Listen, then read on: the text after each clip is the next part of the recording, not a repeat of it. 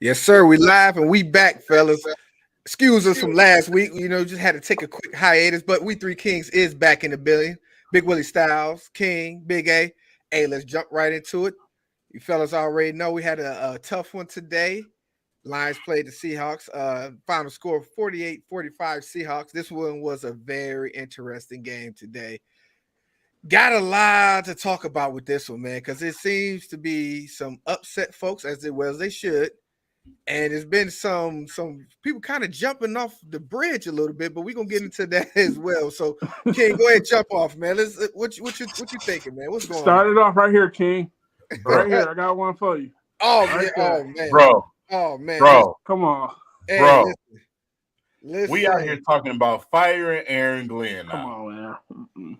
Like, what, dog? Are we serious right now?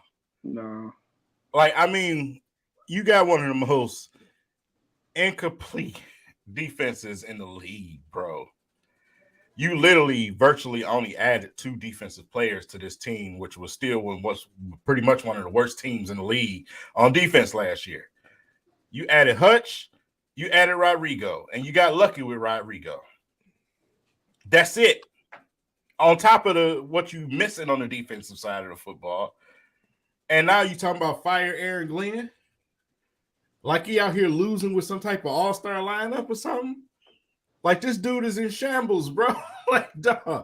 Like, come on, man. Like, you got to be a little bit more realistic. Bring it. Y'all was just ready to.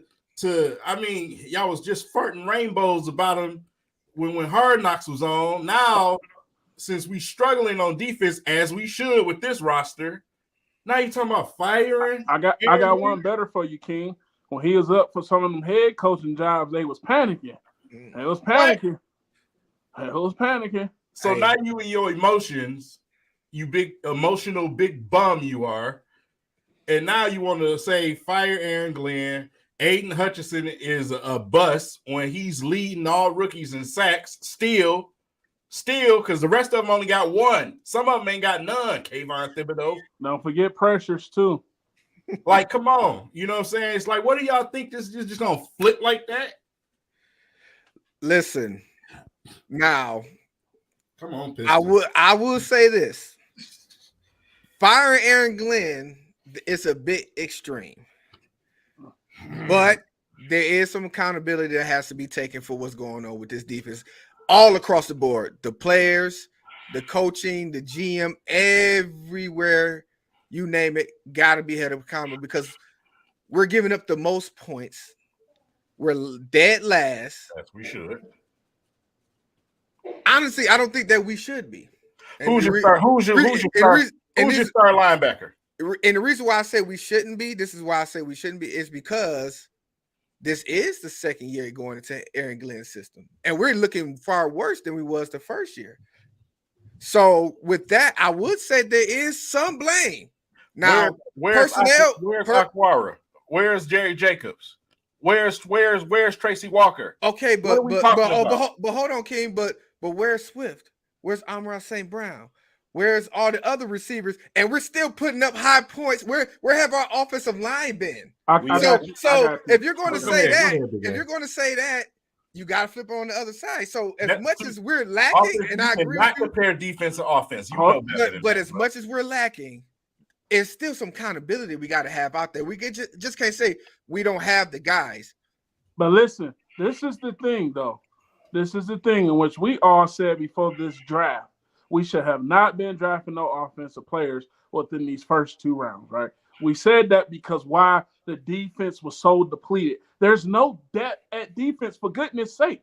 A 6th-round draft pick is your starting middle linebacker, one of your starting linebackers. Agreed. So let's tell you how bad you are hurting on defense. We have no depth whatsoever. The touchdown that Minnesota got was like 42 seconds. What happened? Tracy Walker goes down, and then you put in the guy that got a play that's playing behind him. He give up the touchdown. I mean, you look at it like this. Willie, we talked about it. Benny had 150 on the ground. You can have the front you want all day long, but if you ain't got no linebackers, i.e., while we were saying Jared Davis is not on this team, these guys are not filling holes and making tackles. Like you said, they not in position. The thing about it is, it ain't like we have veterans, just a ton full of veterans. I mean, the guy we are at a point on this defense. The guys that we got starting, is nothing behind them. I agree. I watched Hutchinson get double teamed on numerous occasions this game. You know why? Because they ain't worried about nobody else. Right. Like listen, you can say, well, on offense, this guy's hurt, but you got way more weapons on offense. I mean, as you seen today, look at Hawkinson. I mean, you got Jamal Williams. He behind Swift. You name me a linebacker outside of Rodrigo, and he's a 6th-round pick. Listen, I don't disagree with none of what you guys are saying. What I'm saying, before you go, a guy y'all know I was strongly over, Devin Lloyd. We had an opportunity to get this guy. He had 14 tackles today. He's on pace to be defensive rookie of the year. Understandable, but see, this is what I'm saying. The blame is going all across the board, fellas. I'm not solely, like I said, the firing Aaron Glenn. That's asinine. That's but there gotta be some accountability, because if anything, all the things that you guys are naming is gonna start at the top. Top is what? GM for not going out there getting the right guys, not drafting the guys. Next is going to be the head coach for what I'm saying, because he's the head coach. Next is your coordinator, because the players are only going to do what they're out there to do by being coached and put into the right position. Now there were several plays, especially those third down calls, guys. The third down calls where Penny scored those touchdowns, they stacked the box and had everybody on the box. They got out-coached on several of those calls. That's coaching. That's accountability. But not just players, because if you watch those plays, you don't give up a 3rd and 16 if you stack it 8 in the box. You don't give up a 3rd and 5 if you're stacking 8 in the box, and you don't. If you ain't got no dogs in the box, what do you mean? If you ain't got no dogs in the box, it ain't gonna do you no good. Either way, it's still accountability across the board. We got a bad defensive side for the Lions all around, and I believe Aaron Glenn is going to fix it. Right now, it's broken bad, but I believe in Glenn that it's going to turn around. But right now, if you know Glenn, he's going to take full responsibility for this defense not living up to what they have been, because that's the character guy that he is. But I believe in him. I believe it's going to turn around. But right now, it's bad all across the board. No, from the top to the bottom, it's all bad. Listen, but this is my thing. It's only so much you can continue to, even to expect Glenn to continue to try to go out here and do this world masterful defense, and he ain't got nobody out there. Yeah, but you can't fire the players though. Tracy Walker, listen. You know how this league is. Listen, this is the thing what people didn't even notice. You only noticing it because Tracy Walker gone is so bad, but he constantly leads this team in tackles, and that's horrible. That's a safety. That's horrible. You really noticing it, like, dang, he ain't there. So that's personnel. So that's what? That's a GM responsibility to get the right personnel in, right? So don't, come on, Willie. Don't act like we didn't go through this on draft day and we drafting Josh Pascal. Even when we drafted, listen, man. Even when we drafted Williams, we like, man, there's so much left on. We all was like Devin Lloyd, Jordan Davis. And then it's like, okay, you go get J-Mo. And it's like, okay, we can see. But, dude, the defense was so depleted, and we knew this. But even outside the draft, we got, look into free agency too. But that's a whole nother thing, because all you're going to do is overpay some bums to come here, i.e. Daniels, i.e. Your boy we got up out of here from the Patriots. Flowers. I mean, they stealing money. And I'm willing to say Akarawa's stealing money right now. Both of them. I ain't even worried about the other, bro. I'm talking the one we really paid, who's supposed to be this other pass rusher. Why Hutchinson as a rookie, and I can't stand with people who don't understand football. This man is a first-year rookie, and defenses are scheming against him. He's going to get double team, and if he happened to get past the double team, he got a running back. Now that's another thing we got to talk about. People are already after 4 games, and I had to argue with a couple of guys on social media about calling him a bust after 4 games. Don't, like you said, don't understand football and the concept of how you gonna call. First off, they're a rookie. Right. I don't know. Name me. Maybe you guys in the comment section can tell me any defensive rookies just coming out there that's just outside. I would say what Khalil Mack that just came in on fire. Even Aaron Donald wasn't going crazy his rookie season. Mm-hmm. So to have those type of expectations is asinine, especially on a defensive line. I was just that's something at the end, like really. That's people who never played this game, right? You know what I'm saying? Because listen, when you playing DN, you going against the highest paid person on the offensive line for a reason. Parsons didn't walk into the same type of defense that. But see with Parsons, he's more of a linebacker / end type person. And he also has $100 million also a dude on the other end of him on the D line too. He ain't in the same situation. Don't do that. Yeah. So he came in pretty good. I like what he did, but it's like his is a little different. But either way, it's still early. 4 games in, you can't judge what a rookie does 4 games in. Come on now. That's asinine. But let you know what? Let's flip it though, because as bad as the defense was, this offense shows some resilience. Tom Kennedy. Yes. Listen, I gotta say this, man. Jared Goff played his ass off today. Despite even him throwing that pick 6, he played his ass off. So we can bash Jared Goff a lot, but let's give credit where credit is due, man. Yeah, he did more than enough today to win a football game, despite not having none of his top weapons outside of. You got to think big about play Hawkinson. How many? Like I say, look at the situation with the field goal kicking. You know what I'm saying? And then look how many points this man gave you. He did more than enough to throw a pick 6 and still win this game. Our defense let him down. Yes, they did. Shout out to my man Easy, man. I had to hit him with the come on, son, earlier to say, because he said that pick 6 was the difference of the game. I'm saying, come on, son. That's typical old Lions fan type come of on, thing, son. Right you find something. So just at this point, that's obsolete to me.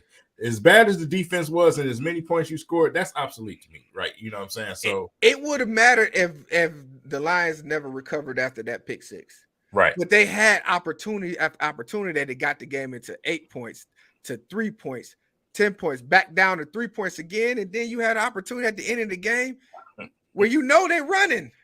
They're running 3 straight times. And on the 3rd and 5, you couldn't stop the running back from running when they're running. Yeah. Bro. Twice on 3rd and 5th. Twice. Scored 2 touchdowns on 3rd down. And then the last 3rd down, they iced the game, and they ran 3rd down 3 times. And oh man, you better not mention no damn Jared Goff to me. That goddamn defense lost you this game. That defense hurt today. Especially knowing what we was coming in facing. We faced uphill battle on offense, and it didn't look that way. It didn't look like that way. I can't even really say the defense is tired. Because, like I said, the offense, they put up a lot of points today. They was out there on that field.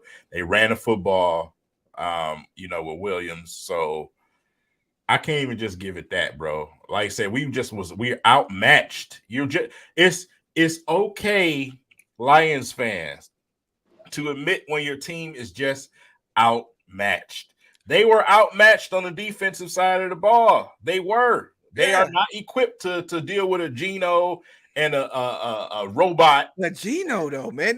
But credit to Geno, because last week he was putting up some good numbers. So credit to Geno. I'm not gonna knock him for that, because he looked damn near perfect today. But some got to give.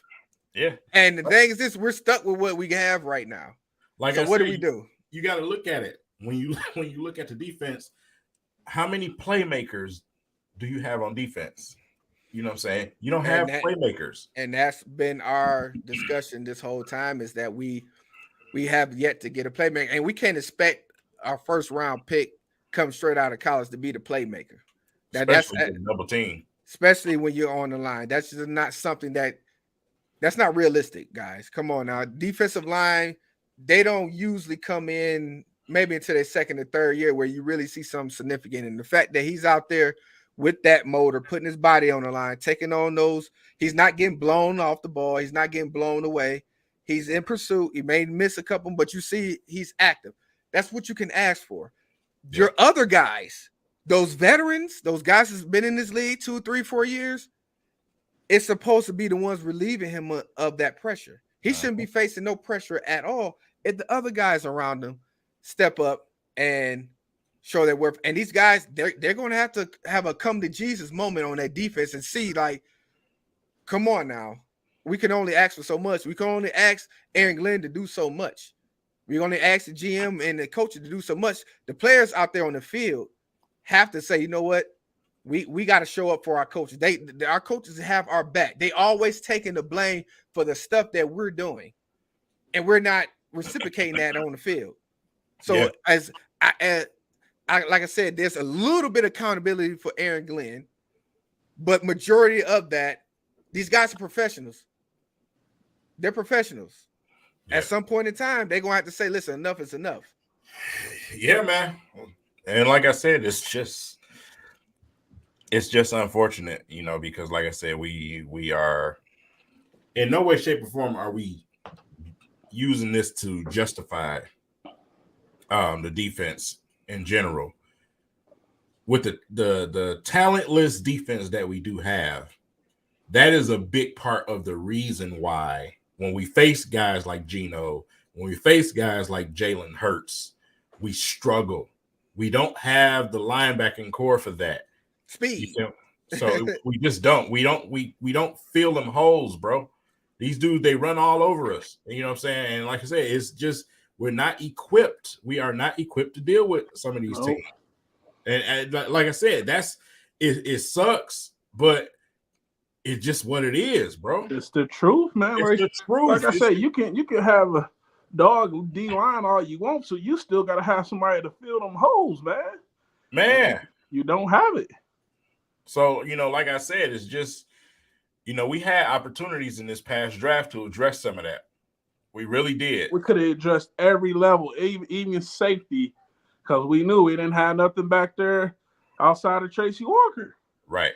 And instead, we went and we went and got more toys for the quarterback, and we decided to go and be unorthodox and go and get Pascal instead of you know who.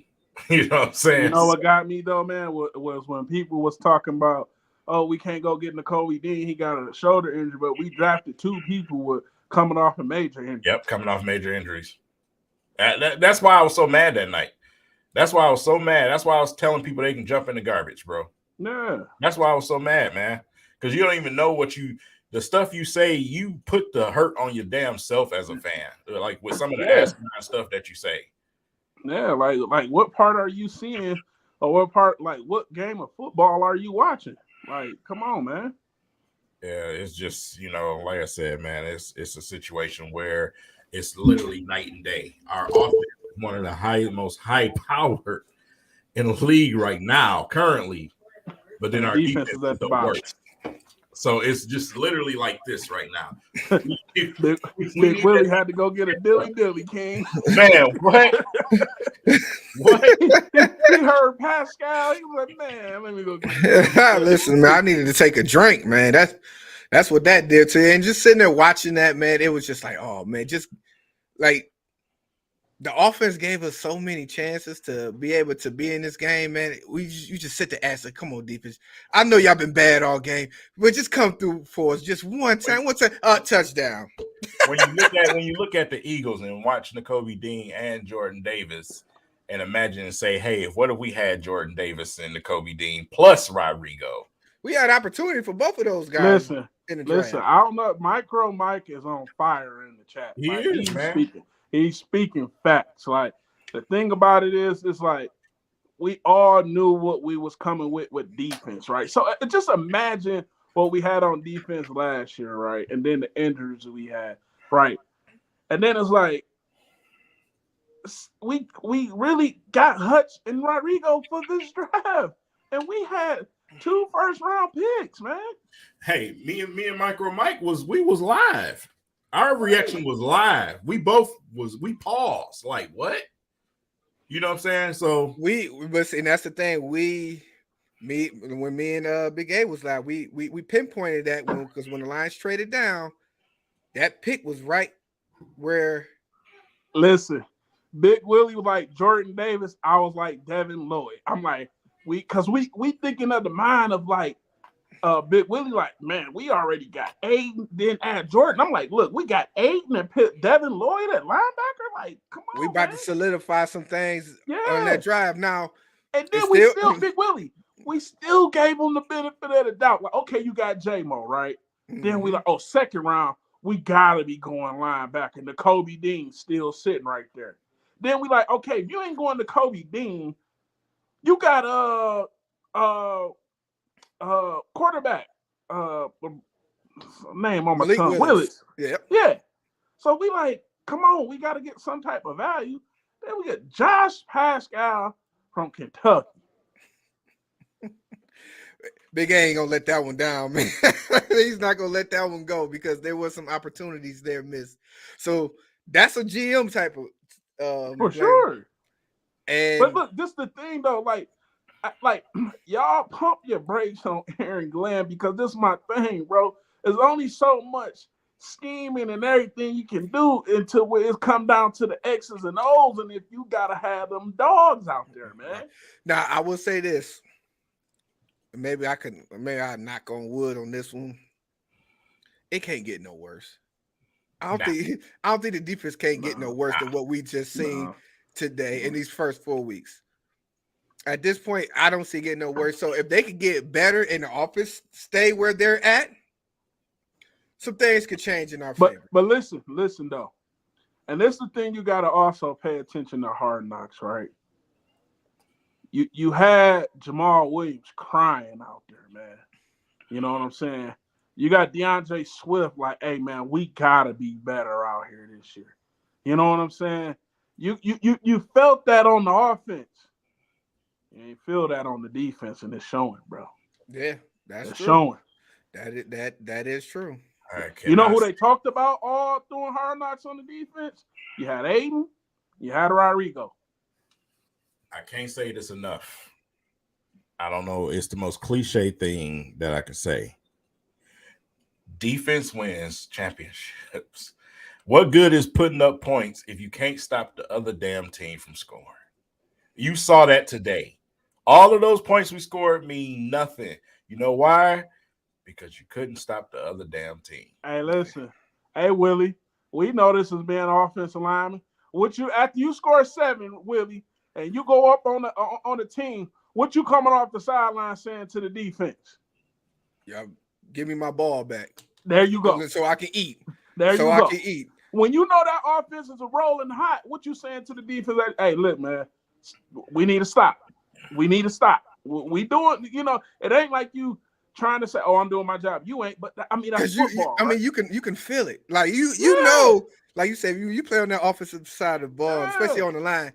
You feel it. You know, okay, I got this. I got this. I don't play it on the other side when I'm like, come on, we don't got y'all this ball back. Do something. Do something. Yeah. You know what I'm saying? Yeah. So like, defense. Man. Hey, listen, defense on the offensive fade. They got to run the fade for what they did today and what they've been doing all season. But listen, like I said, it can't get no worse. And if it do, then yeah, I can start chiming in. Okay, Aaron Glenn, Aaron Glenn wielded his way last season, and we seen that what we didn't have last season, what he did. We know he's capable of doing it.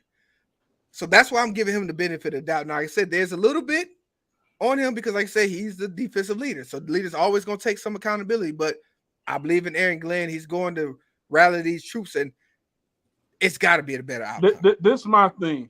Don't get to saying fire Aaron Glenn when last year it was like, man, this offense ain't doing nothing, man. Golf gotta go. This person got don't because Don't get too much into your feelings is what Big A is trying to say. Once he do get some toys, real toys. Don't come jump back on the train either. All right. I like trains. All right. Well, we started this joke off hot.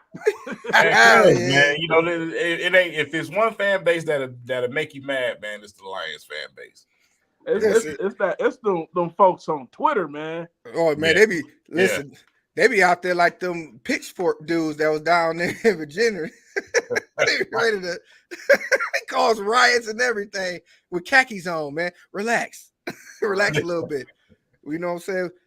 Aaron Glenn, I feel he's gonna get it together. Like I say, can't get no worse. If we get a little bit better, get 1-2 stops, then we can do some things. So yeah, this was a tough one today, fellas. It was a tough one today, man. And it's hard to defend what's going on, and we're not trying to defend, that defense and Aaron Glenn, but there is some expectations that we got to have and set forth. And I believe, like I said, Aaron Glenn coming. Aaron Glenn will come, as we say the least, man. Hey man, is my boy in here, man? Is my boy Daryl in here yet, man? He is. Yes. Yeah, listen, we gonna get to that in a little bit, man. We got anything any final says on this Lions talk, man? No, I mean, chill, man. Because when Aaron Glenn was rumored to us for some of them head coaching jobs, man, some of y'all was ready to jump off the roof, man. He's the best coach we got. Now week 4, y'all talking about fire the man. Like, fire. Come on, well, man. now, to say this now, last season when the offense was really struggling, Campbell did make that transition. So I think people are going off of where they could fire the offensive coordinator after half of the season. This has been a year and 4 games. Why not fire Aaron Glenn? Some people thinking. That's messy. That's just that these man. If people think like that, like I can't even waste my breath, talking to people like that. That's like what? Like, come on, bro. Like that's semantics, man. I'm not about to even feed into that because, like I said, before today, Aaron Glenn was the best slice of bread that you ever seen. Yeah. But today, your defense gets plastered. Now you want to fire the man. Like, how does that work? You know what I'm saying? So it's just like, bro, like, miss me with that, man. Yeah, I don't care if you get mad. I don't care if you get mad. You can't whip my ass. So I don't care. And that's what it come down to. Look. Right. But go cry in the corner. You ain't gonna whip my ass though. You ain't trying to scrap though. That's all I'm saying. Man. But listen, we moved on to the Lions, saying them for next week. But let's flip the script, man. We got some Wolverine talking. Also, man, we got some people that need to get some things off their chest about Tuck not coming anymore. Is we ready for the switch, fellas? He's stuck in that woodshed. That's right.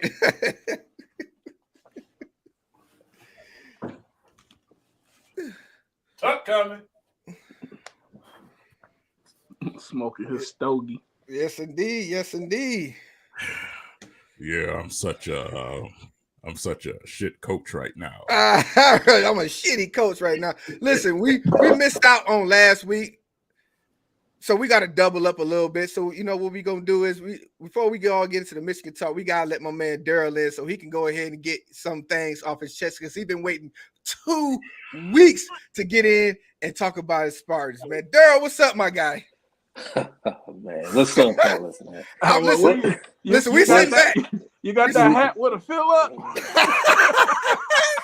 let me get 30 on pump 9. Let me get that hat back there. Here, man, take that'll be $32.99. Daryl, man, go on. Daryl, we ain't gonna give it to you that hard. We ain't gonna do you like that, man. You are a reasonable Sparty. I gotta give you that though. Can we before we talk Spartan talk, man? Can we talk about Michigan, please, right quick? Let's go. Can we talk about Michigan? Okay, we get to Michigan. So of course, this game people had penciled in as it could have been a trap game, first Michigan game on the road.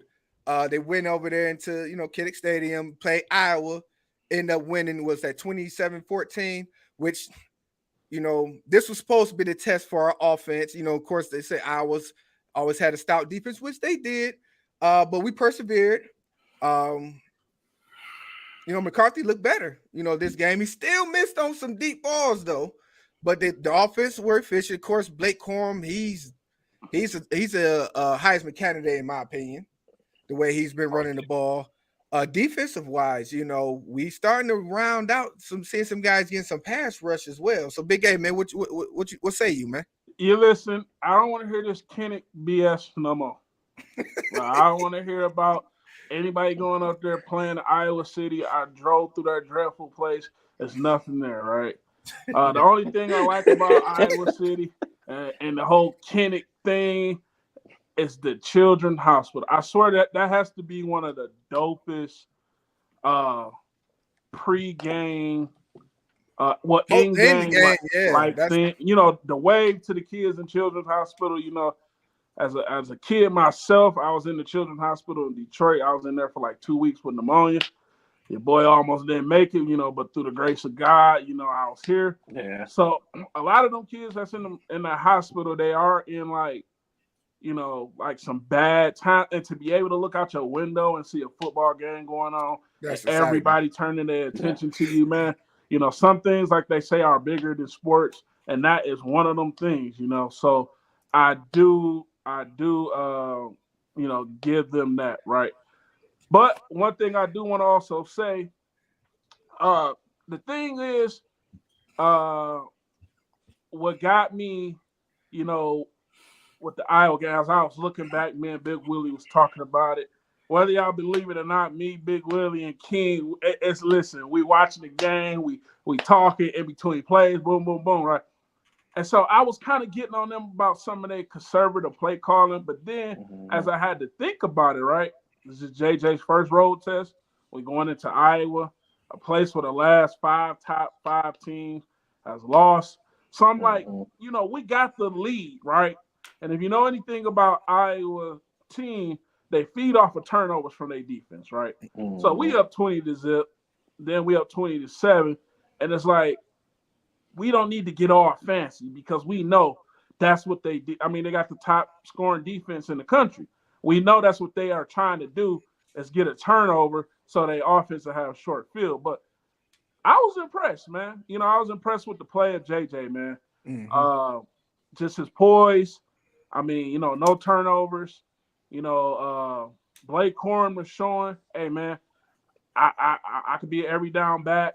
The offensive line, we finally played with our starting five offensive line, and you've seen the difference. Yes, indeed. Yes, indeed. Dude, listen, for Big Olu, listen, our offensive line was good last year, and I like Vastardis, but Olu is an upgrade from Vastardis, and you've seen it. Even the Iowa coaches, Iowa media was just saying our front got dominated by that O-line, man.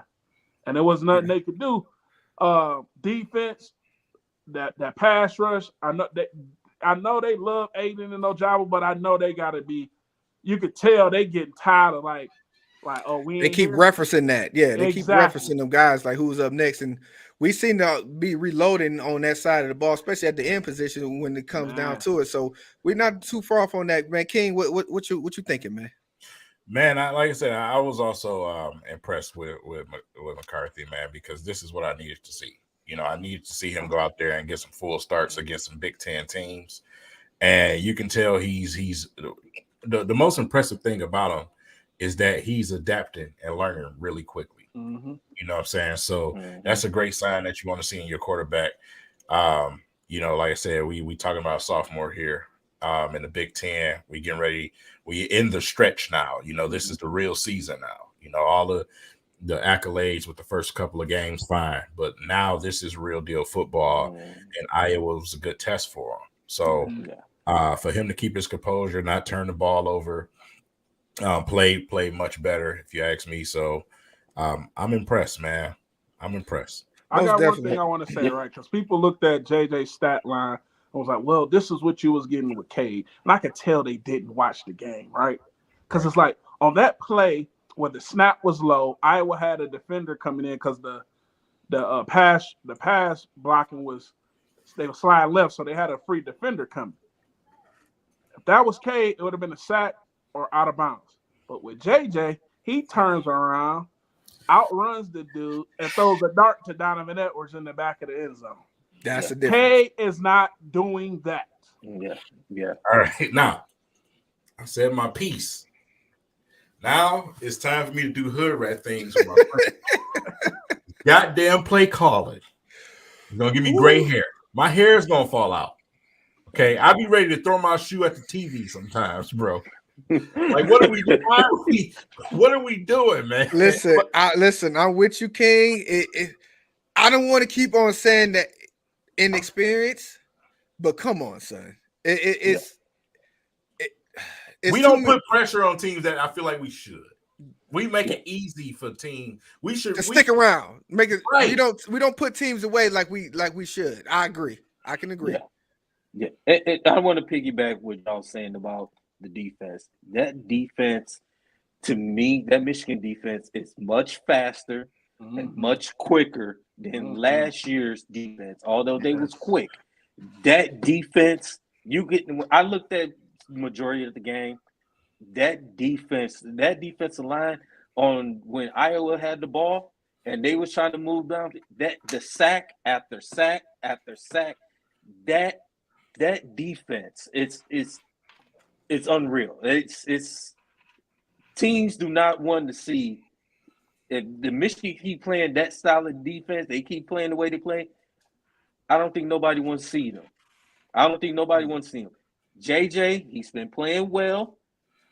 He just stay the course. Don't turn the ball over. We'll continue to run the football. Michigan will be fine. Gonna be now. They got a tough one coming up in a couple weeks. Penn State. It was on the 15th, I believe. They got a tough one coming up. Penn State's playing great football this year. They've been playing great. Michigan got a little tough one. You must Indiana's see the not Northwestern game. Penn State's still tough. They still tough. I know. Yeah, but it's going. Michigan. I was very impressed. Defense. And that's the thing I think a lot of people is not paying attention to, Daryl, because they looking at what they keep saying Aiden Hutchinson and they keep saying Ajabo, right?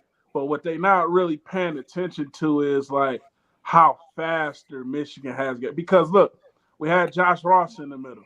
Josh Ross was not your most mobile linebacker, and a lot of times he got attacked, right? But we got Junior Colston there. You know what I'm saying? Junior Colston is flying all over the field.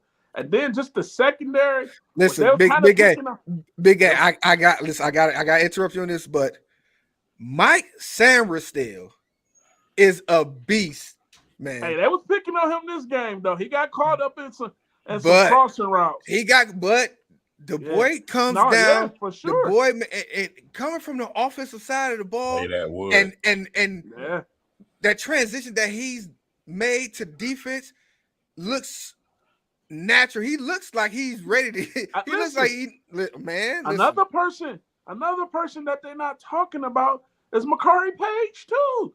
He's stepping in there. I mean, if you paying attention, and then another person that they're not talking about.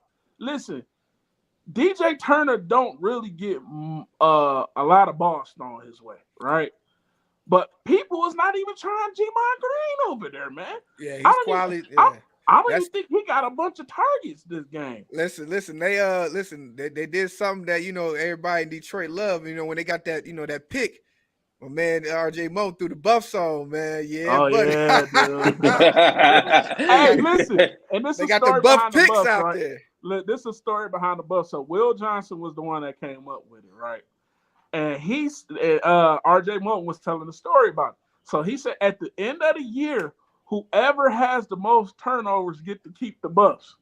That's dope, man. That is dope, man. Yeah. So, everybody know the buffs is a staple in the city, of course. And they doing it. Everybody got the celebratory chains and belts. We got the celebratory. We got the buffs, man. Buffs. So yeah, and that then, represents what's for crazy sure. Because now where you see Cartier released the new buffs this year, and they sending them to a lot of Detroit artists because we all been saying Cartier need to send the city of Detroit a check, man. Like, come on, man. Put them on the map like no other. Yeah, come on. And man, we trendsetters, man. Exactly. But I like the direction where we're going, because the thing about it, I'm gonna tell y'all now, Iyabi Aoki is waking up. Yeah, I'm telling y'all now. How you going? First of all, how you gonna say that name perfectly? It and you ain't that can't many even say syllables in it. That's why. It ain't that many syllables in there. That's hey, why. Marvin hit it. He got it. Marvin, leave me alone. Listen. Iyabi is only 5 letters, and Oki is only 4. So, listen. My Southern Leave Big ain't A gonna alone. Right. You know what I'm saying? But listen, the way he hit that tackle with that dip and got that sack with one arm, and this is another thing, right? Even Joe Clapp picked up on this. He said, with Iyabi Oki waking up, that's going to allow Michigan to put Mike Morris in the middle. 6'7", 290. Come on, man. And Derek Moore, like you was talking about, Big Willie. Listen. Listen, we got some freshmen that's making some plays on their defense. So we setting ourselves up. Graham Mason out there throwing junior linemen around. He's only a freshman. But it's time for Daryl's segment. Yes, enough for us now. We're going to sit back and enjoy the musical selections of our boy Daryl as he go ahead and give us his take and his rants on his Spartans and their demise. The floor is yours, my brother. Do we need the little violin music? Disgusted in trust. Can't be trusted. Boy. Hey, listen. You know what? No, hey, Daryl, you gotta say it the right way. He didn't say can't be trusted. He said it's not to be trusted. Hell, they can't be trusted the way they've been playing. Shit. Listen, we talked about last week too. After Michigan played Maryland, and everybody was trying to get down on Maryland, and we were saying Maryland's a lot better than what people realize. And Michigan State had them coming up next, and that was going to be a tail. Yeah. Now y'all see Maryland is not what they used to be. And I want to start with I know we didn't talk last week. I wanted to start with the Minnesota. And it was embarrassing. It was embarrassing. We barely scored 7 points. We could not move the ball. Peyton Thorne, I don't know, for some reason, this guy, he plays like crap when we at home. But we on the road, he plays decent. And we could the same stuff again. Can't stop the run. Can't stop the pass. The defense, everything, let's play zone. These guys giving up. They playing 20 yards off. And they getting first downs. And it's just like no communication on the defense ball. Corners is just they playing off too much, and then you play tight, you getting beat. And the Minnesota one was really, it was just like that secondary is that's atrocious. 17-0, we down at halftime. We get the ball in the third quarter. We march downfield. Peyton Thorne fumbles the ball. They recover. They score. I knew the game was over then. You know, it was. It was just so sad to even look at the team that I love, that I support, and it's just sad. And then this game. I mean, come on now. Come on. Let him live, eh? No, go ahead, man. Come on, man. Get it off your chest, man. One thing, let me cut in there. One thing I want to say, though, is like, listen, King and Willie, they be over there sliding with the ops sometimes, right? Especially when it come basketball season, they be sliding over there, right? Listen, I told you, I mess heavy with MSU basketball. So But what gets me with Minnesota is not even a throwing team like that, dude. Like, they want to come in there and run Muhammad Ibrahim about 50 times. You know what I'm saying? And it's like to get the way they got chopped and screwed on that passing game. I was like, good God, man. Yeah. And once again, this is Tuck bringing in guys through this train. They got a dude named Amir Speed. How your last name Speed and you getting dusted? Yeah, get burned. It's like he got burned yesterday. Come on, man. Well, you got to talk about that Maryland game, Daryl, man. What happened? The Maryland game is, Maryland got the ball. They came up, punches in the mouth, and we couldn't even respond. And then the second half, we held Maryland to only 2 field goals. 2 field goals. And Big Brother put little 2 on. We put him on the knee brace for y'all. We couldn't score. We couldn't score in the second half. And I'm Mel Tucker. You this $95 million coach. You take full responsibility for these last 3 losses. Our defensive coordinator has to go. He has to go big time. He is one of the worst defensive coordinators in college football. Ooh. I am sorry, but it's just so embarrassing. It's like play after play after play. Your defense, one play, it's like the defense is playing tight coverage, and all of a sudden they give up a 27-yard pass for a first down. Like, how'd that happen? Hey, man, y'all got Van Simmeren over there. When he transferred from Michigan, they're like, look, he ain't even want to be at Michigan. Yeah, because he couldn't start at Michigan. It's rough, and it's gonna get rougher for Michigan State, man. Yeah. Just looking at what they got upcoming. We not beating Ohio State coming up. We not beating Ohio State. We not the Wisconsin play like crap. Now Wisconsin, y'all might get a chance to get a bounce back in Wisconsin because I believe they let go of their head coach today too. Wisconsin head coach? Yeah, rumors that say Chris is about to be up out of there, so y'all want to look out for that. Which it's kind of crazy to me that he'll be gone because he's been consistent, but that's something y'all might want to look into. But you got to think about it though, Willie. He ain't been consistent. He just been benefiting from being over in the Big Ten West with Iowa, Purdue, Minnesota. I mean, shoot. We can send Rutgers over there, and they'll be number 1 in that dang on division. Well, USC and UCLA is coming to take that division over, so just you wait. just you wait. Yeah. But see, my thing about it though is like, and even Joe Clack mentioned this, and he was also saying this is the 3rd year of Tuck, right?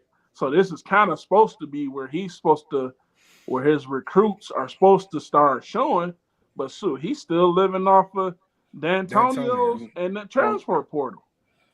Yeah.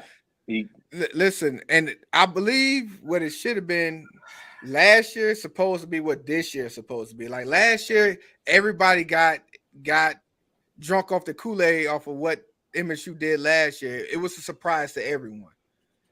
Yeah. But to be able to do it again, you see that last year was just that. It was a Cinderella type out of the blue. Like you said, Walker had, a tremendous season last season.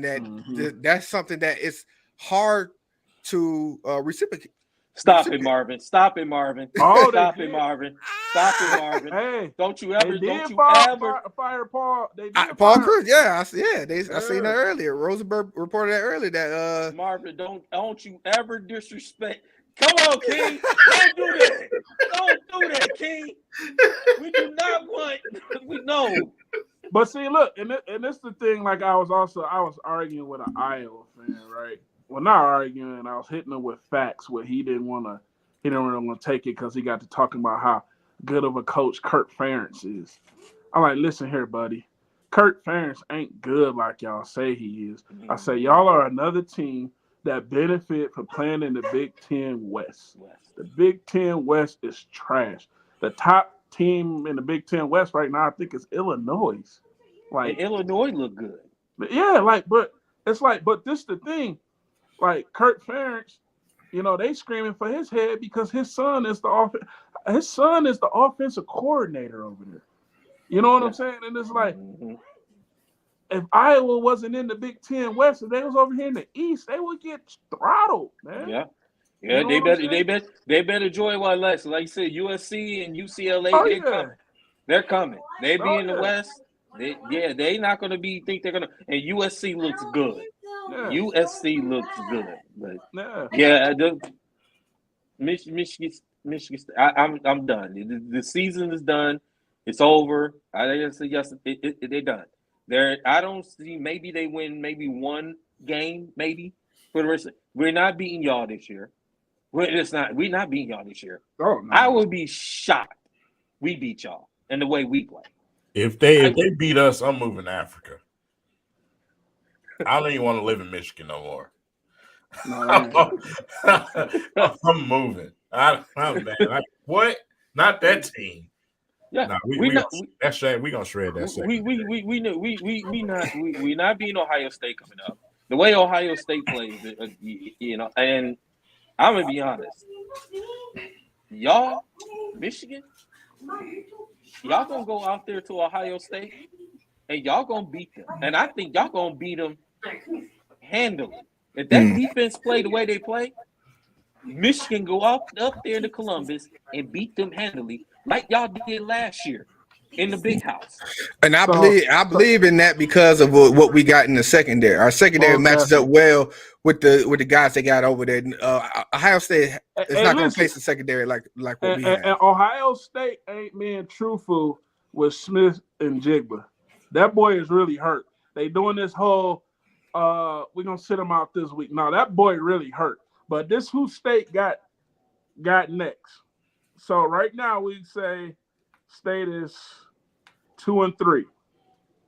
You got Ohio State coming in town. Loss. They might put 80 on y'all in the first half. And then, hey, they gonna run a fake punt return on y'all like they did this week. Horrible for that. That was terrible, man. Yeah. Then you got Wisconsin. The only reason why I say y'all might beat Wisconsin because their quarterback is just not. He's just not. If y'all stop the running back Braylon Allen, y'all will be good. But Michigan, y'all gonna get throttled. Illinois might be a tough one for y'all. Yeah. We gonna lose that one too.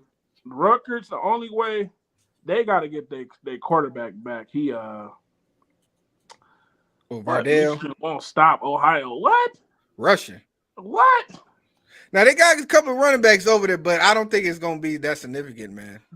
Ohio State ain't gonna play no rushing game with Michigan. Are you crazy?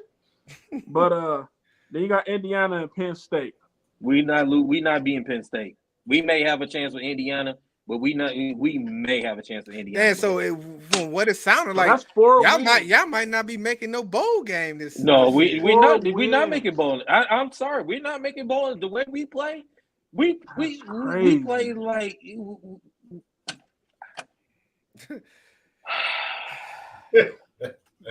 Oh, my bad. Dude. Yeah, if I could, I'd give you a dilly, man.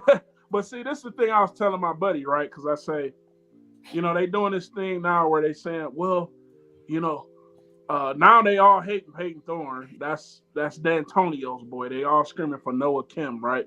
Because Noah Kim is so perfect by the time he get in the game. It's way out of hand.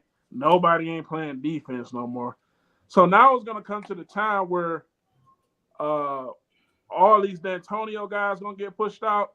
And then you're going to have to really see what Tuck is going to, like, he can't keep hitting this transfer portal, man. No, like, he can't. He can't. He can't do that. He no. can't. It's the D'Antonios. Yeah, you're right. They're gonna get pushed out the way, and it's gonna be when Tuck bring his personnel, his players in. Like I said, next year. It's now or it's a make or break. You say it's a make or break season. Okay. Yeah, I agree. Because if Tucker, if you don't get it done, this season's a waste. Anyway, if you don't get it done next year, do you really deserve this $95 million contract? But see, and this is what a lot of Sparty fans are saying, that it didn't come from the athletic department, which is true. It came from the two billionaires. So they saying that contract can be, voided, but he Bought still out, gets basically. the 95 though. He still would get it. But then this is my thing: are those billionaires gonna cough up another $100 million to the The next university? man up. Heck, no. Yeah. They need to Heck, go. no. They might, they might try to go get your boy, try to get you, persuade your boy Urban Meyer to come down to Lance. No, we don't need that head case. Oh man, Urban Meyer up in East Lansing, boy, hide your kids, hide your wives, man. Man, he couldn't do nothing with Jacksonville.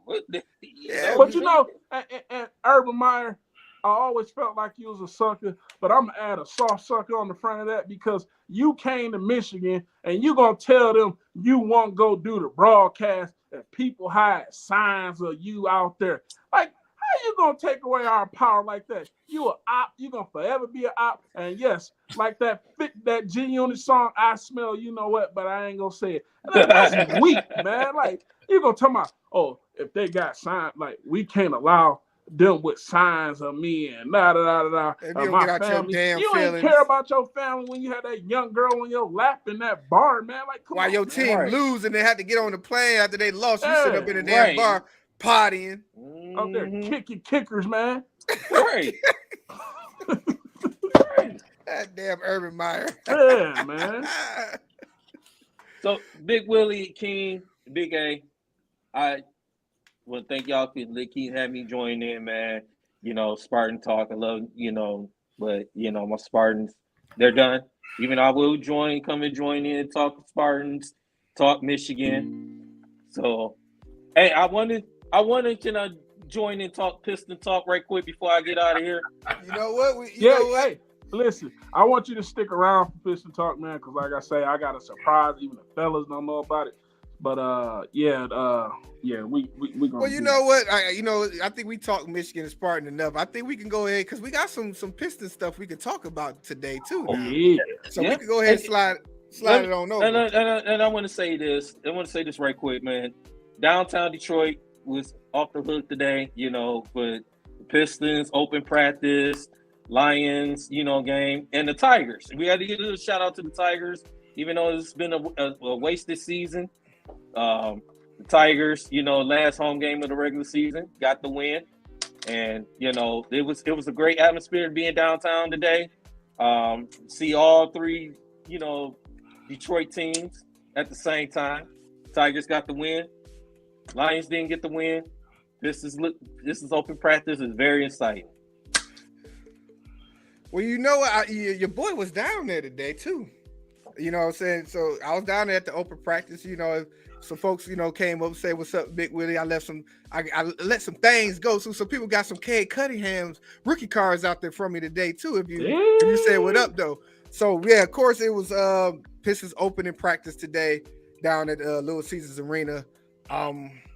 Just my observation, the team looks big. And what I mean by big, they look healthy as far as like weight goes. Surprisingly, I wouldn't say surprisingly, but out of everybody looking at everybody, it looked obvious that Killian Hayes had put on some muscle, and which I think is good for him based off the fact that he hasn't finished out, hasn't played a full season yet since he's been in the league. So for him to build up helps him, and it also helped him. If you watch the open practice when they had the scrimmage, it helps them in the transition to be able to finish at the rim too. So if that's the indication for him, I'm looking forward to seeing it. I know I've been hard on him, Big A, we're kind of hard on, but it's only because we want him to excel. And if he's taking them necessary steps to build his body up to take on that extra punishment so that he can be out there on the court, then that's a good thing. Also looking at, Stu, they had him out there. He was still out there on the outside, shooting those outside shots. That man, Bogdanovich looks like he's going to be a great fit with the Pistons. The man can pass. The man, he can shoot. He gave. Well, that was Buddy Hill. That was not Buddy. That was Buddy Bonehead. Oh, okay. That was Buddy. Oh yeah, I said Buddy Hill. Good luck. Yeah, Bonehead. That was him out there dancing. But his dancing wasn't as bad as Jalen Duran singing. I give you that. The boy can't sing. So basically that was part of their. If you was down and that was part of their Rookie Hayes thing going on. They had him dancing and singing. Yeah. Also, I was out there. They had a Q&A for the rookies, Jalen Duran and Jaden Ivey, for some of the the new season ticket holders that was down there. So they did a little Q&A with those guys. I'll probably upload that video on our YouTube page so y'all can see what the guys were talking about. Jaden Ivey, man, he's really passionate about being here in Detroit. He wants to bring a championship here to Detroit. He always calls this his second home, and he said they're working hard, and he really wants to be a significant role in this team. He said, I mean it. So definitely look forward to seeing what that young guy got to look forward to. And it's feel good to have Detroit basketball back going again. The atmosphere down there, Little Caesar, even at the open practice, the arena was just electrifying. So it's great to see that Pistons is back, man. They're back. And it's going to be an exciting season. Go ahead, Big A. Y'all, I got something to say before I get going because I'm going to be going for a minute. Okay. Well, I'm excited, man. Like, I just love the feel of this team, man. I love that, they getting around in the city. They talking to like the staples of the city. They going to the staples of the city. I really love where this organization is going with that whole thing. That's one thing I always wanted with our teams here, because you see it in other states. You know what I'm saying? Where the teams really get in the communities and stuff like that. And I love where the Pistons is going with that. These guys learning, I'm part of Detroit, but you got to be a part of Detroit, the city, right? And I think that's where a lot of people get this thing confused, right? Because you'll hear some guys say, like stuff about the city. Then you'll have content creators who's making, that's making content of the Pistons and be like, oh, I wasn't really bothered about what they said about the city. Look, man, the Pistons are a part of this city. You know what I'm saying? I know they was out in Army Hills for a little while, but listen, when you hear the Pistons, you think of Detroit. You know what I'm saying? So I'm really loving where they going, man. And I just want to kind of get an update, give y'all an update of some things we got coming. Like I said, we trying to get to that quest to, 500 subscribers. Then we that's quest of getting to 1,000 subscribers. So just an update, man. Like I said, King went and transformed and everything, but this is just an update. Like we talked a little while ago, and I just think this is an appropriate time because we want y'all to get them likes and them subscribers up because we got another raffle coming. Like we said, we got the 2004, the whole starting five, the autograph cards, Chauncey Billups,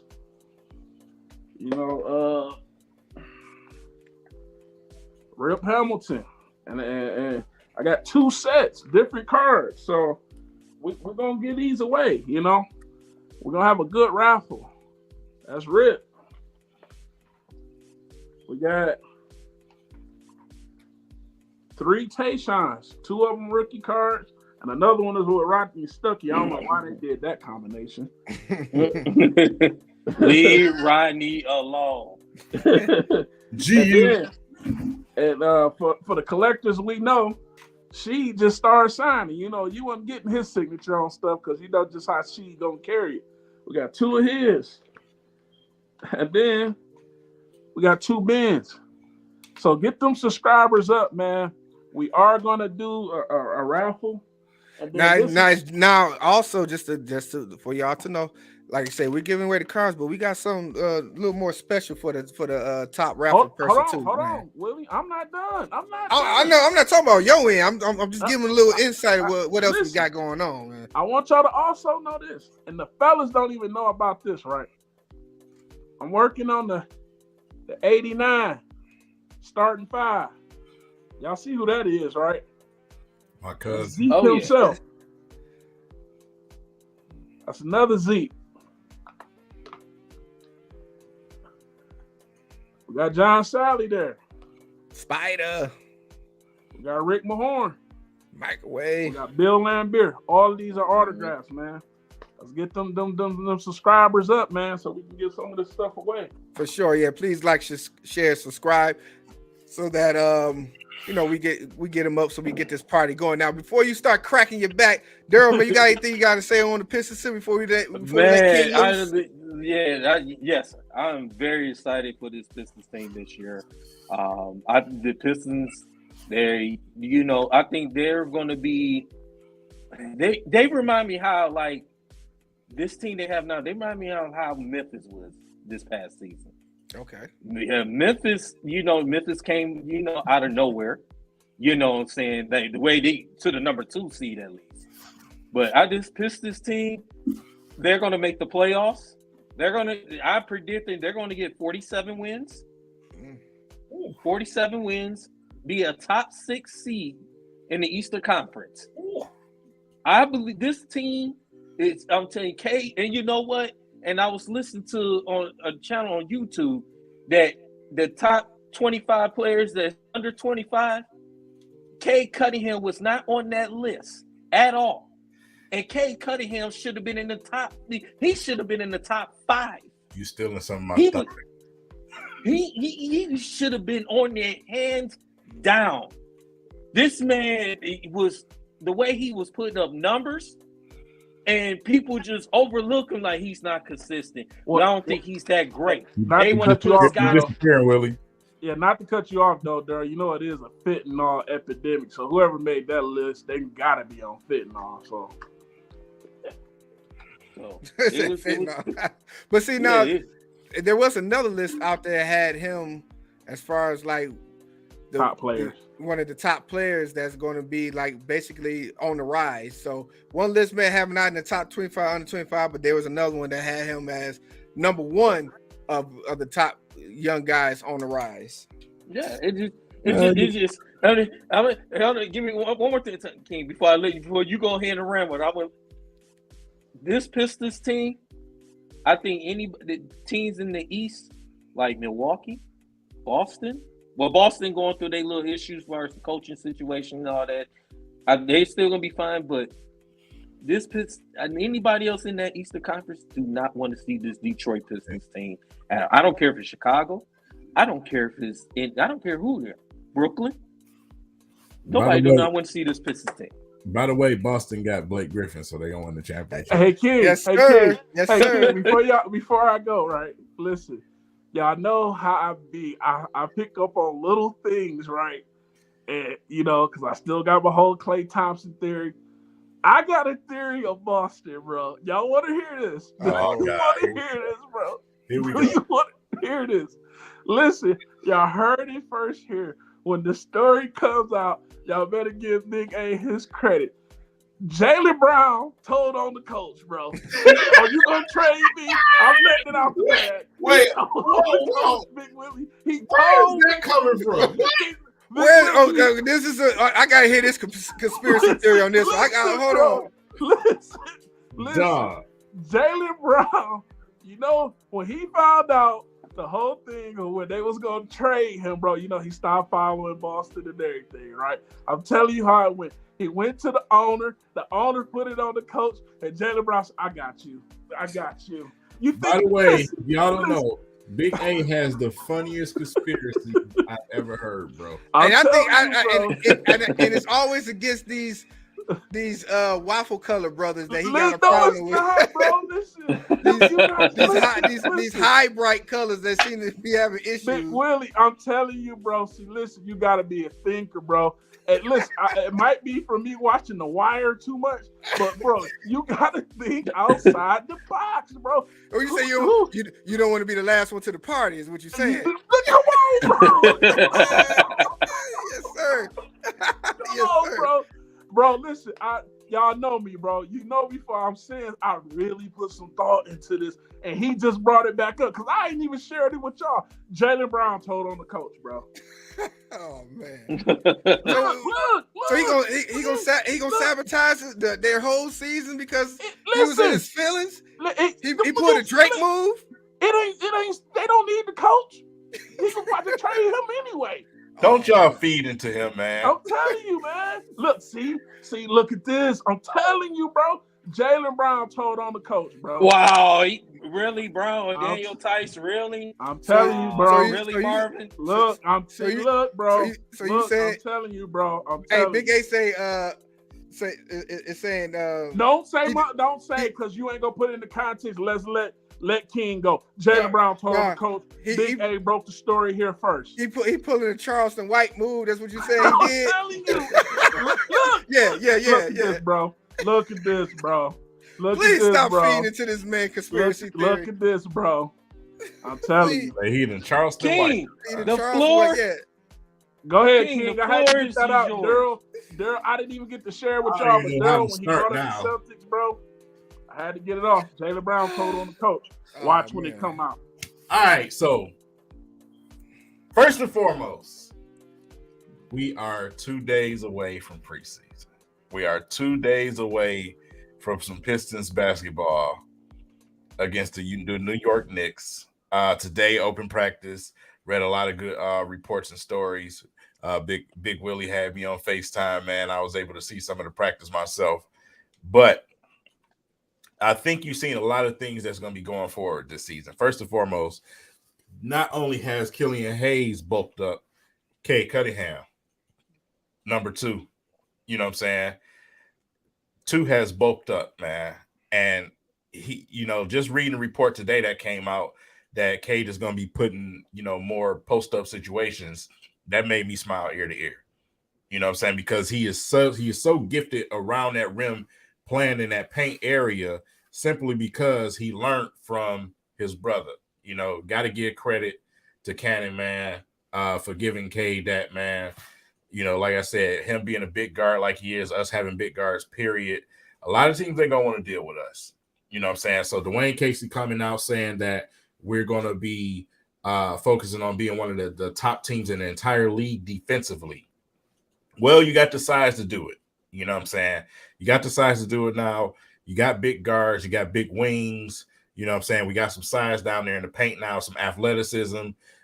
Just in open practice today, Jalen Durant was making his presence felt down there as a rookie. You know what I'm saying? So even though they look for him on the offensive end, he'll get to, he'll get that part. You know what I'm saying? But on the defensive end, it's already there. So like I said before, what he gives you is natural.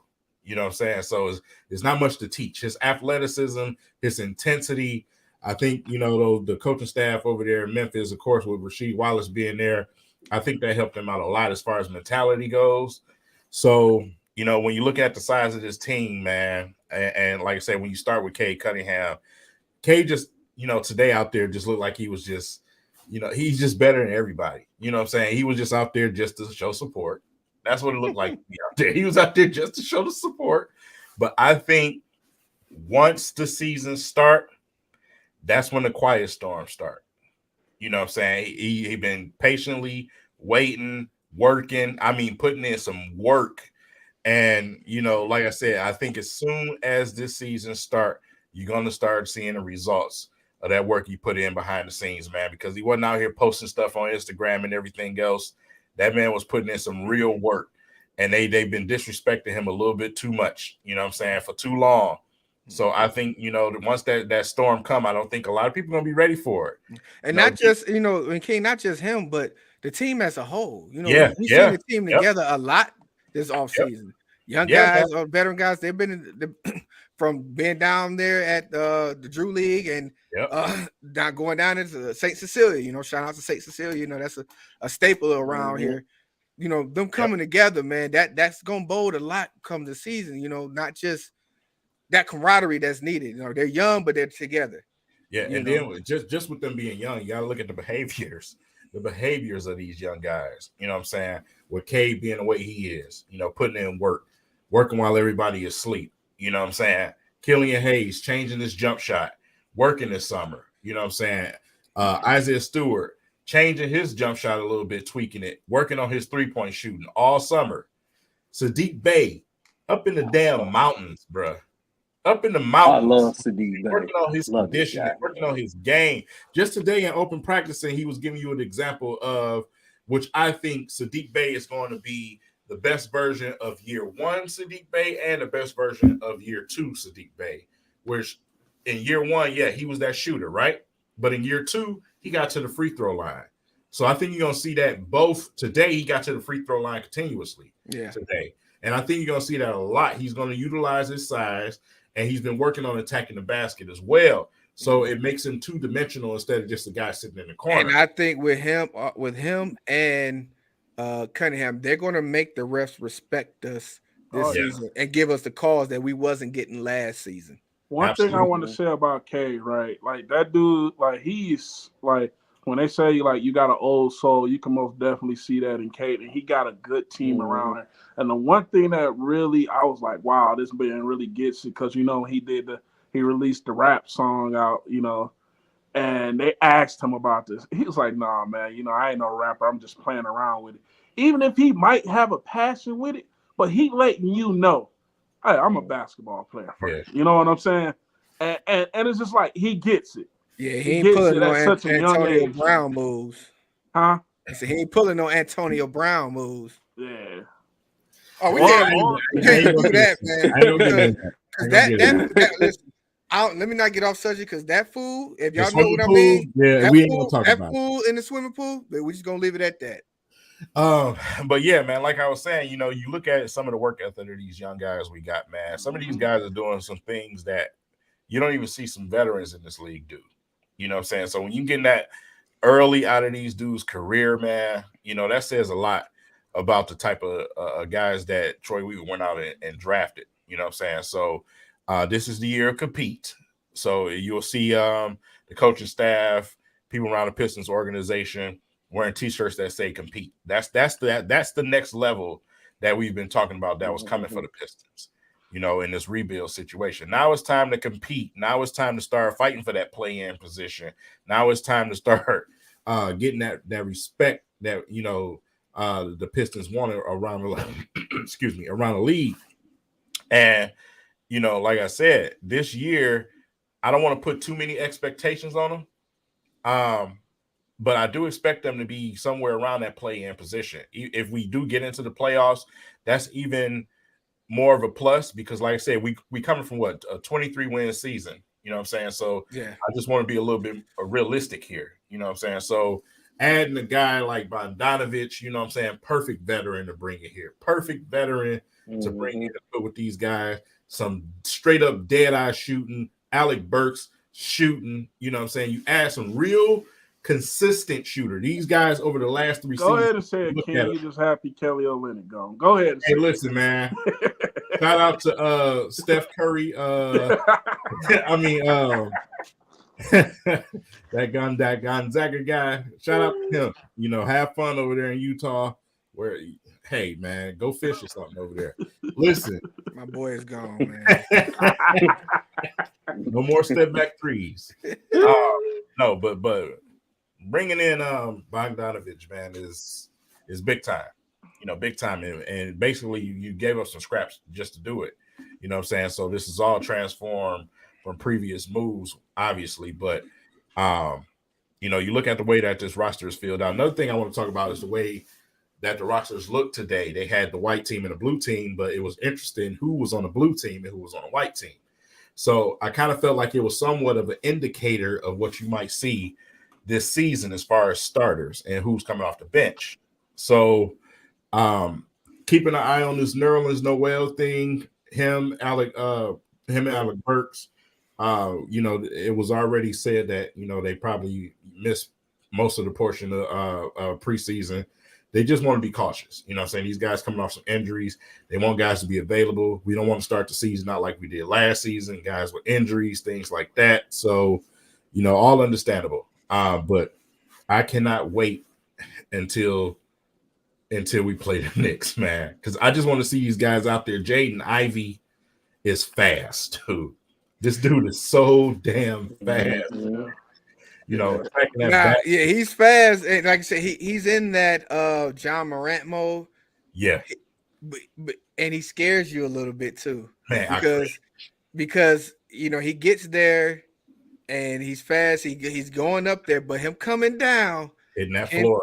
can scare you. He did it a couple times where it looked like, oh man, just don't hit the ground. So that speed and them being above the rim is going to be nice, but just you're gonna have a little cringe when you see him go up there sometimes too. So Yeah. And you know, just let me just say this right quick. I was watching I Am Athlete, one of my favorite shows, and you know, not I Am Athlete, I'm sorry, Pivot. And they had you know, they had John Morant on there. And John Morant, you know, one of the biggest things he worked on during this offseason was, you know, his jump shot and things like that, because, you know, he already realizes like, hey, I can't keep playing like this. You know, I can't keep falling all over the floor and crashing into everybody and expect to stay healthy for 82 games a season. That's just not possible. You know what I'm saying? When you're playing with that type of intensity.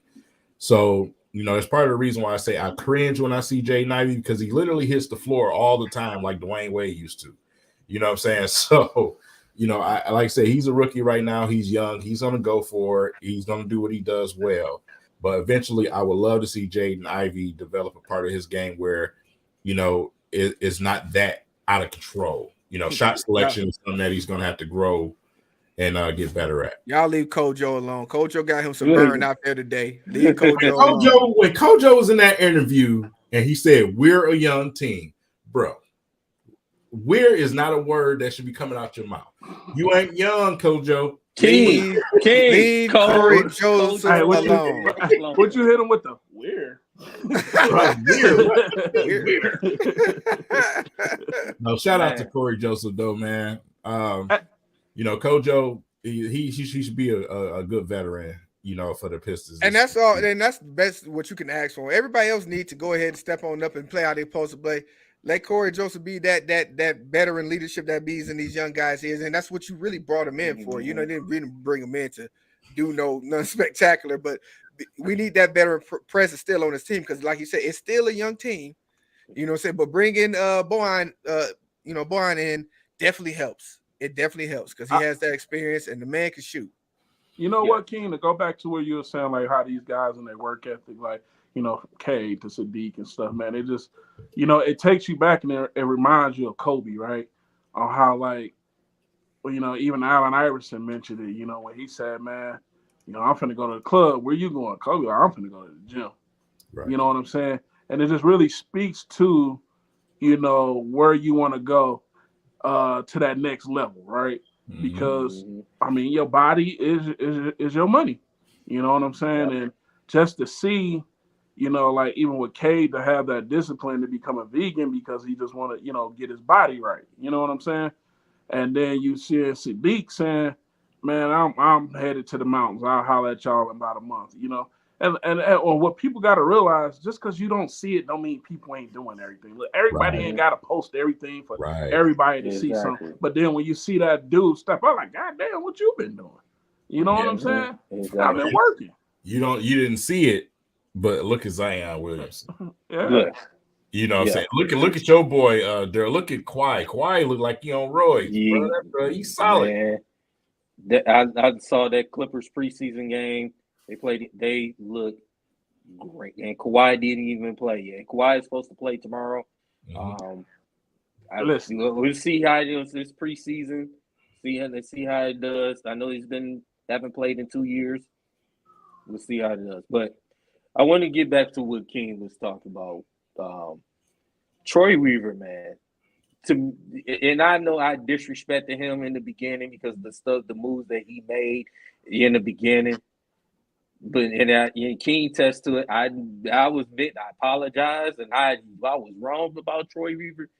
Troy Weaver, this man to me is one of the smartest GMs in the league right now. The moves that he makes are very calculated. Get Bogdanovich. You just get Bogdanovich for pretty much for nothing. Send Kelly Olynyk and Saban Lee goodbye.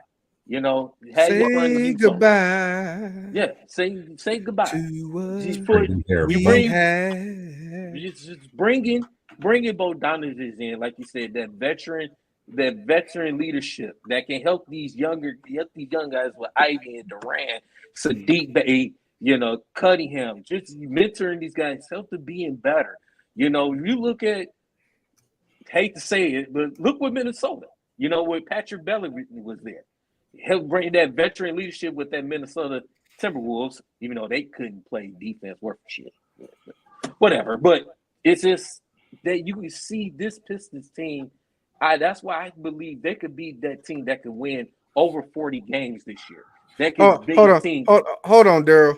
Wait, I got him with this, with Joe. With this. What do you mean by that? we don't have trolls, bro. Yeah, I'm about to say, don't even give him like, I don't even waste your time. Bye. What was that? Look, when I seen that comment, I had a 50-round clip for him in my head. He wasn't even worthy of it. Like, What do you mean by that? You know, well, weakest team, you know, the goop. For every 100 good fans, you gonna have that one goofy. We gotta have it. I like the goofies, man. You gotta let the goofies stay alone. They bring me entertainment. They bring me laughter. Listen, Daryl, I know Kawhi was your boy. I got a take on him too. You know what I'm saying? Oh God! No. Leave my boy Kawhi alone. Okay, listen. Leave Kawhi alone, man. Big Willie, you was here with me. King, you gonna sit up. Listen. Kawhi wasn't hurt in San Antonio. Man, why are you acting like Skip Bayless, man? Listen. Greg Popovich been told y'all he was a selfish guy. And I seen that. Listen, how many players you know show up to the game, ain't sitting in the bench, sitting up in the press box? Doesn't mean he's selfish.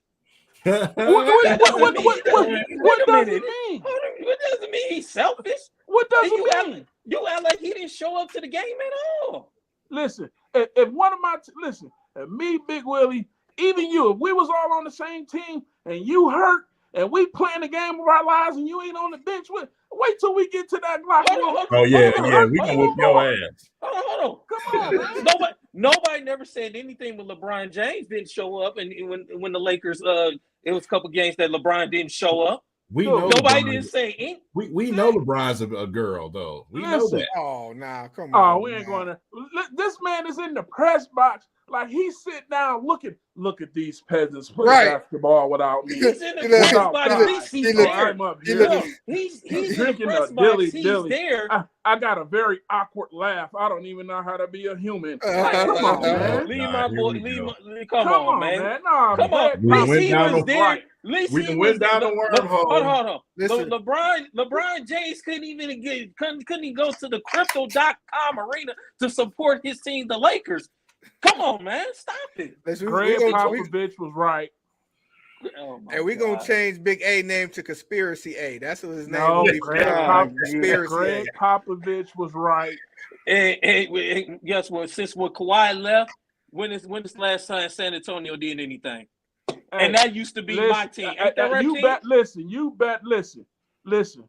Rome was built before Kawhi got there. I was just about to say, a lot of veterans retired from that Spurs team. We ain't finna do that now. And let me tell y'all something else. The moon landing was fake. There you have it. Listen. There you have it.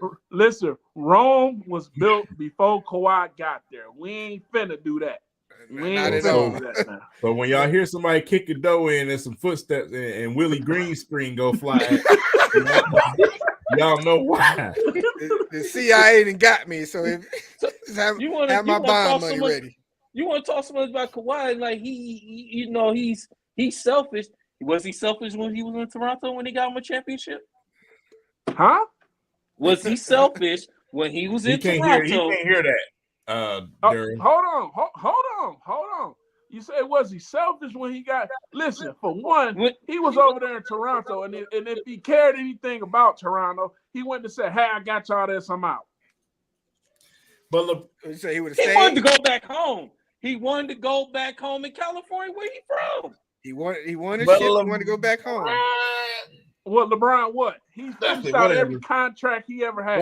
Whatever. I'm just Every whatever. contract he ever had. LeBron led the way to show the rest of these athletes how to get money and not sign 10-year contracts and sell your life away. And then you be like Carmelo Anthony at the end of your career, hopping from team to team to team to team No, to team. LeBron was chasing rings. That's what he was doing. Come on, LeBron contract. chasing rings. Well, Come on, man. After a certain amount of years of doing it on your own, at the end of your career, you should be chasing the ring. Teaming up on you, what you got to do? And then He the one who started it. GM bringing you Antoine Jameson and Shaquille O'Neal. He started it. He was mad because he got beat by an no, old-ass Spurs team. Then he got beat by an old-ass Dallas team, so he got mad. No, and Boston, he put the Wonder Friends together. Started it. KG was running from Tim Duncan because he couldn't beat Tim Duncan. Timmy! He went over there, teamed up with Boston, and he did. Come on, man! Ray At the end of their career, bro. Come on. That wasn't the end. That was the pinnacle of their career. God. Hey, Kevin Garnett wasn't even close to the best player in the league. Hey, he beat Joe Lewis's ass. Rocky Marciano. But listen. Look, y'all messing up my take, man. Listen. Popovich was right about Kawhi. He's a very selfish guy. You know what I'm saying? He's not a selfish guy. He don't even know how to do a proper handshake, man, because he don't deal with people like that, man. His hands is this big. I don't care. That's why they call him the Claw. They call him the Claw for a reason, man.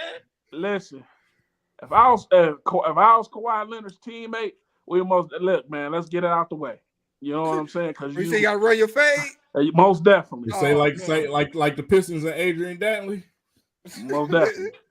Listen, man. My thing about it, bro. Listen, all of us that play team sport, we got to be real here, man. You out there on the court, you doing your thing, and then the guy that's supposed to be the star player or whatever the case is, man, you could be on the sideline helping, coaching. That's what you do, man. You don't be up there in the press box. First of all, you gotta talk to coach. First and foremost, this man don't even talk half the time. I know. He ain't vocal at all on his press box. Wow. He ain't even that type of dude. What do you mean? That's the thing about it, right? So the thing is, he's sending text, you coming or you not. Like, man, don't talk to me like I'm no chick. I ain't coming to play basketball with you. You know what I'm saying? When he trying to build his team, you coming or you're not. Listen, you know what I'm saying? He's a man of few words, man, but he means business. Yeah, Kawhi comes to play. He went healthy. He ain't played in 2 years. He don't say much, but when he do, he do. He's one of the best in the league, best two-way player in the league. And the man been in the gym doing box jumps, like you call it, Big A, because you see his legs now. He got them Saquon Barkley legs now, man. He out yoked up in the mud right now. Man, I don't care. But on a more scarier note, Zion is scary. Hold on. Nah, dog. Yeah. Oh, hey, yeah. Listen, Merv. Listen, Merv. I don't talk like Kendrick. Listen. I always call Big A the value fresh Kendrick Perkins behind the scenes, but thank you for confirming that for me, my brother. Kendrick Perkins is the great value of himself. Like, ain't no Kendrick Perkins. I could dribble between my legs. He said, listen, now, I'm about to get on you like the paint on the side of the house. Bruh. Oh, look, man. Listen, look. Let's tone it down a little bit. Get back to Pistons real quick before we finish up. Okay, so give it right quick. You got it, bro. The Tampa Bay Buccaneers. Tom Brady had just got hurt. He got laid on his ass. And he's back out there. Yep. He's back up now, but they getting their ass whooped 28-10. Just a little quick up. I mean, he ain't got nobody over there. Everybody injured. Yeah. So same situation. Sound similar. Saying. At least we put up some offensive points though. Yeah, man. at least Shout out to the offense, man. If we gotta go back to that, we on Pistons right now. We stick to Pistons right now. But I'm looking forward to the season. Like I said, we got first preseason game coming up. Against the Knicks. That's gonna be fun to watch, man. It just feels good to have Pistons, Lions, Michigan, all the sports coming back. We on here talking about it, man. This is a good time of the year, man. Downtown too, man. Fall That's is the best here, thing, man. Hey, shout out to 313 Hitman in the building. Yes, sir. Man. Shout out First to guy I 313. seen on YouTube that made me even want to start YouTube. Shout out to you, bro. Yeah. Indeed. Yeah. So man, look, expectations for the season. Let's go ahead and get it out of the way. Well, let's go with the win total first. I would say anywhere between 38 and 42. I'm going with whatever is either outside the play-in or in the play-in. That's what That sounds like 38 and between 38 and 42. That's what I'm going. I'm going between 40 to 47 wins. Oh, God. I'm going somewhere between 35 to 40 wins. That's where I'm at. That's next step from 23 wins to me. And like I said, we're gonna have a lot of ups and downs and learning moments with this team. So yeah, just on the realistic side, that's where I'm at right now. But I believe even with the whatever the win total is, it's going to be a fun season to watch these guys. Hell yeah, it's going to be a fun season. So whether they win or lose, and hopefully they get to the shot at the playoffs, that's what I'm banking on. I'm gonna stick with my prediction of them either being in the play-in or right in the playoffs. It's going to be fun to watch, man. Yeah, it is. It's going to be. And King, you brought up about Zion Williamson, that New Orleans Pelicans team. They're going to be scary. If Zion Williamson stay healthy with B.I. He's a walking 28 and 15. That New Orleans Pelicans team, I don't think a lot of teams in the Western Conference do not want to see the Pelicans if Zion stays healthy. But that's the thing. We keep having to say it. If he healthy, we've been saying that since. But the boy's in shape. At least his body is right now. He's in shape. He's in shape. So if with him being in shape and like that boy is gonna be, I'm looking forward to watching that boy and what he gonna, the punishment he about to put on some of them guys down there that's gonna try to hold up against him. Straight up looking like Larry Johnson. We don't play him. Do. That's right. We don't play him this year, do we? You know, Kevin Knox might have a little bit of flashbacks. You know what I'm saying? Oh God, getting his cookie snatched. he got his manhood taken.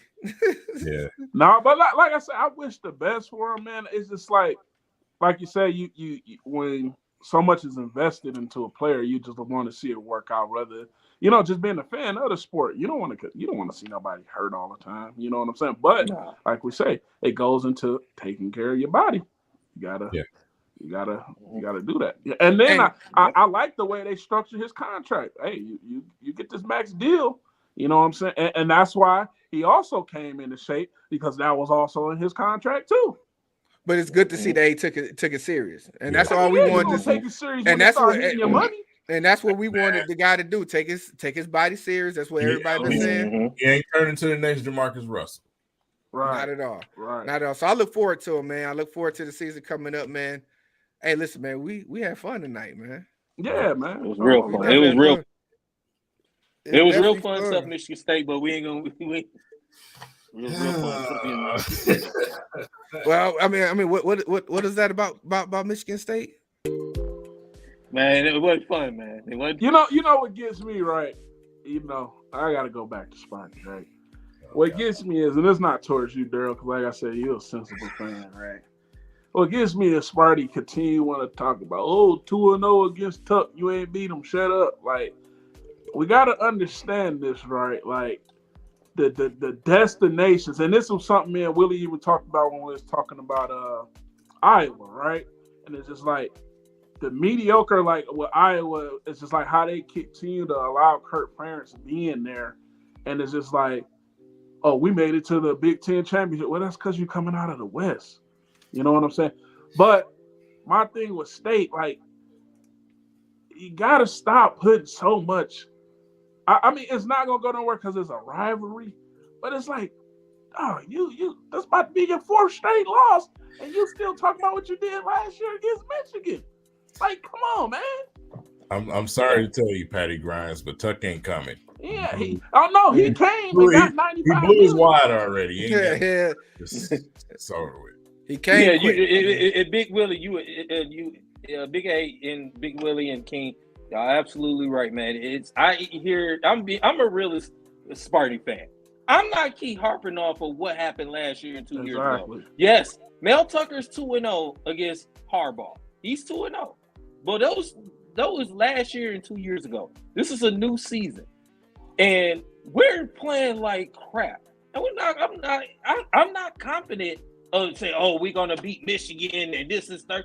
You can be realist. If you're a fan, you're gonna be a trooper. That's like y'all. If y'all Michigan fans, y'all play like crap, y'all not gonna keep going on and say, oh yeah, we know we can beat Michigan State. It's because y'all know y'all playing like crap. Y'all ain't thinking about what happened 2-3 years, you know what I'm saying, what happened 2-3 years ago.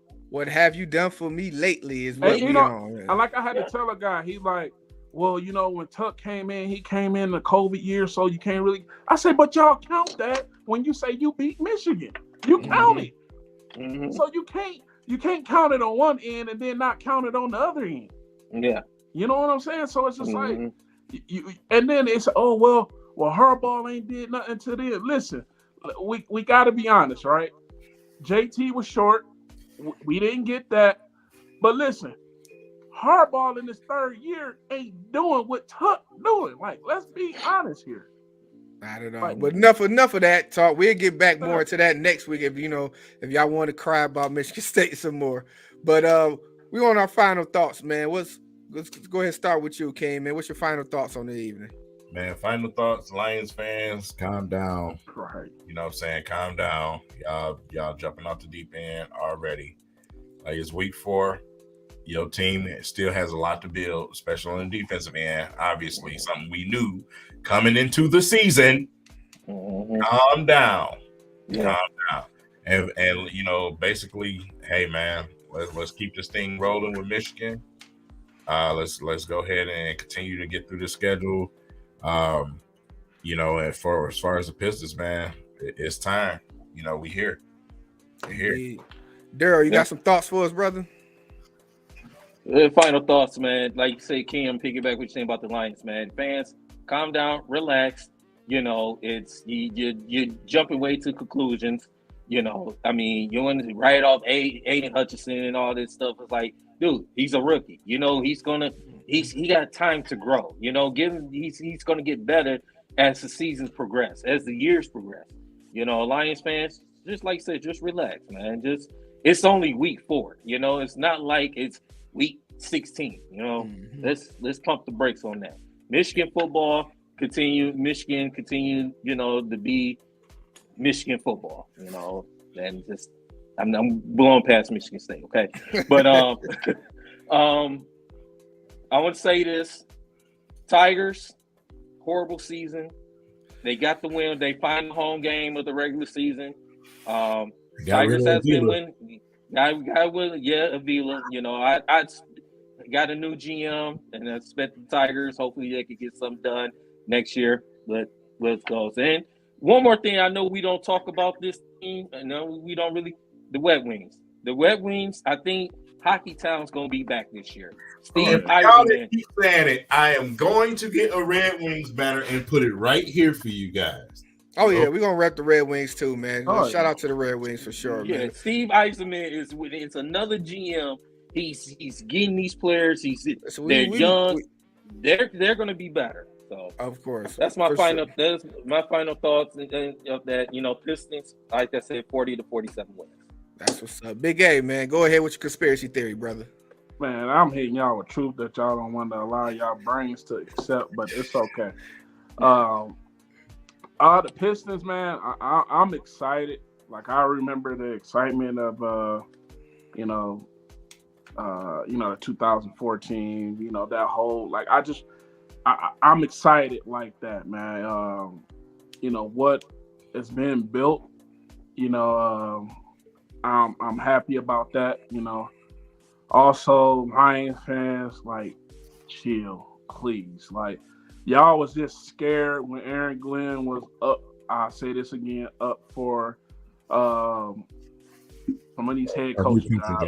Yeah. And before y'all get to saying we changing our tune with the Lions, if y'all remember, we always said if healthy, You know what I'm saying? We mentioned that because we know the injury bug hit the Lions like no other team, man. Like, you know, I mean, it's other teams, but we get hit with it hard. So we also put that in our prediction. If healthy, we was expecting this to be a successful season. But and like once again, it's only the 4th game of the year. Michigan, I just like what we're doing. Michigan is just getting better week after week. And like I say, Iyabi he's gonna tear some things up, man. Mason Graham, he's only a freshman. You know, Derek Moore, only a freshman. You know, so it was tough. You know, we were all on here. We were Cade supporters, man. But like, you don't get complacent, right? You got to look for that next step, and we have to be honest with ourselves. JJ give us that. He give us that. Next level. That extra sauce, man. You know, for sure. So and then listen, golf fans. Yeah. You know, just for me, you know, I moved away from the city in 2010 and was able to come back this year, and just everything that's being done downtown, man. Like everything with the cities, I'm telling you, take advantage of it, man. Take advantage of it. Enjoy it, because I'm telling you, when you don't have it, you're like, good God, man. So if you got the ability to go down here and support these teams, be able to get out there, to go to some of these events and stuff like that, do it. Because I'm telling you, not everybody has these opportunities on where you live. Like I said, I live in Albuquerque, New Mexico now. You know what I'm saying, man? The biggest major thing we got is the New Mexico Lobos. I was about to say low blows, which I call them. But, you know, I ain't trying to go see them, you know. Indeed. So, yeah, final thoughts this way. Listen, I'm gonna say this. No, Lions fans, you don't have to calm down. Just have your things in order when it comes to what you're upset about. Don't just be going off just to be going off. It's certain things that we need to be upset about, but let's keep them in context. Let's not go overboard. Yeah, it's okay to say, yeah, you're upset with certain outcomes that you expect to be better, but don't go overboard. Far as the Pistons goes, man, listen, I'm looking forward to seeing what they got going on. I'm excited about it. Yes, your boy Big Willie is going to be out and about, so you're probably going to be seeing me a lot down there at Little Caesars Arena this season, of course, as well as down there at Ford Field, man. I'm trying to get out there just so you guys can see me. So when you see me, say what up, though. Holla out, Big Willie. I'm going to holler back. You know what I'm saying? Check your boy. Like I said, I might have some things on me for you, too, as well. So look forward to that. Michigan, I'm looking forward to them making them next steps. As far as, like, you know, production goes on both ends of the ball, it looks like it's going to be a good, exciting season coming down to the last game of the season, but we're going to talk about it. Still going to get on Sparty a little bit, which is going to be fun, but, you know, shout out to them and what they got going on. Daryl make it hard to get on Sparty, man. Man, listen, I'm feeling his pain right now, man, but it's okay. It's all right. You gotta be. I gotta be a realist, man. Right, there you go. Listen, you're more realer than some of the other Spartan fans, but they gonna come to their Jesus moment. Oh, they disappeared in the chat. We don't see them no more.